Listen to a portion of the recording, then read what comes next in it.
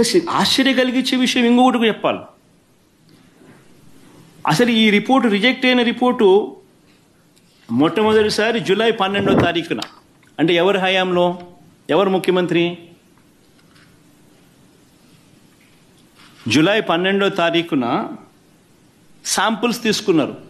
అంటే ఎవరు ముఖ్యమంత్రి, ఎవరి హయాంలో ఇది? చంద్రబాబు నాయుడు గారు సాక్షాత్తుగా ముఖ్యమంత్రిగా ఉన్న హయాంలో. ఆయన జూన్ 4న ఎన్నికల్లో రిజల్ట్స్ అయినాయి. జూలై 12 ఆయనే ముఖ్యమంత్రి.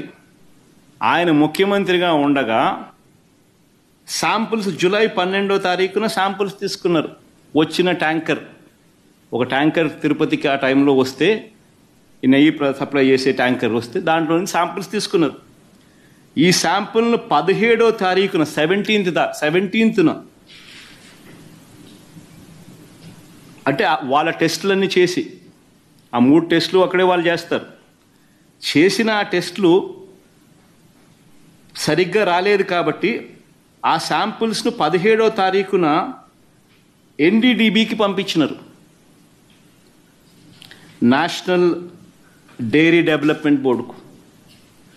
వాళ్ళు 23వ తారీఖున రిపోర్ట్ ఇచ్చినారు.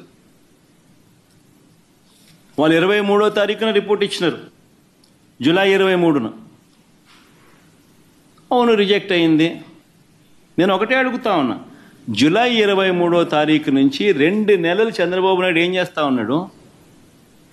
2 నెలల తర్వాత ఇప్పుడు చంద్రబాబు నాయుడు గారి 100 రోజుల పరిపాలన మీద అడ్వర్టైజ్మెంట్ ఇచ్చినప్పుడు ప్రజలు సూపర్ 6 ఏమైంది,